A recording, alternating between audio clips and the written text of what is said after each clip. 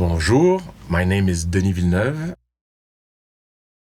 and I will start with something here that is very important to me. It's the trilogy made by Krzysztof Kieślowski, Three Colors. More specifically, Three Color Blue. That's real director master shit. Okay, that's the balance between and the precision between the communication between the cinematographer, the director, the cinematographer, and the composer. And I will say that it's a movie that when I watch it, it's one of the rare movies that I'm still moved to tears by the cinematography. Voilà. There's something about the way Kieślowski filmed women that I was always being moved. And I think that if you step back in time, the man that did that preceded him was, of course, Bergman. And I will say that Through a Glass Darkly, this portrait of a father that is fascinated by how his daughter is the sickness of his daughter and the guilt he has as an artist. How, in a way, it's an exploration how artists sometimes can be vampires with their subject. And that really, I thought was absolutely mesmerizing. I will say that as a filmmaker, I came to cinema through documentary and the pressure of having to deal with reality. The pressure of having to know that you're shooting real humans going through real.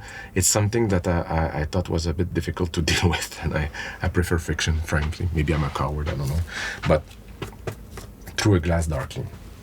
Steven Soderbergh, Che, with the great Benicio del Toro, and it's for me, it's by far one of the best movie about war, about what it is to be a leader of man. The research behind this movie is astonishing, and I absolutely adore the directing. I think it's a movie that is underrated.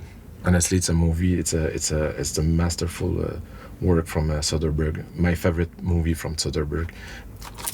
Part 1, Part 2. Maybe there's an influence there. I don't know. The Wage of Fear from Henri-Georges Clouzot. A masterclass into screenwriting and how to express storytelling through pure images.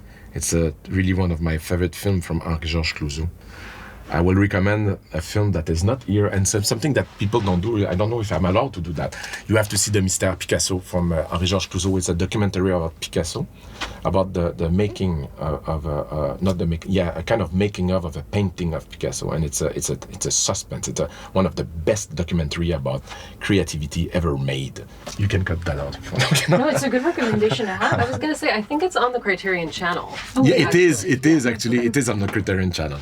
A filmmaker in the 90s that I keep saying that without him, life would have been very boring. Lars von Trier. I love all his films, but specifically EUROPA maybe was my introduction to Lars von Trier. It's a hypnotic journey into post-war Germany. And it's so inventive, so creative, and so playful.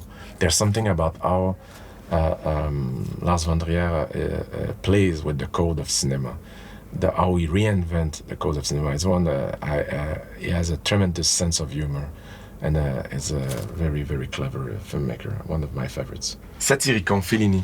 There's something that happened in the beginning of the movie.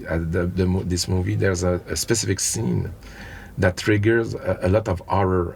That shock that happened at the beginning really a altéré mon visionnement du film, tout le long du film.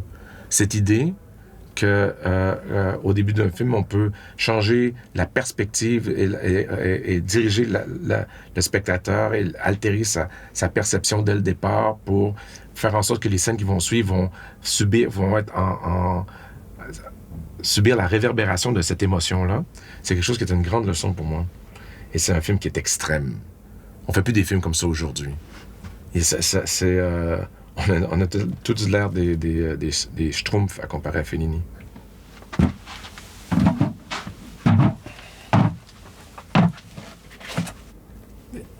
If not my best one, by far one of my favorite movies of all time, The Seven Samurai from Akira Kurosawa. The best use of slow motion, comme s'il exprimait le poids de la condition humaine. comme un rapport au poids de l'existence, à ces corps qui s'effondrent il y avait une puissance dans l'utilisation du slow motion qui m'a absolument profondément marqué. Si vous avez un critérium à avoir, c'est les Seven Samouraïs.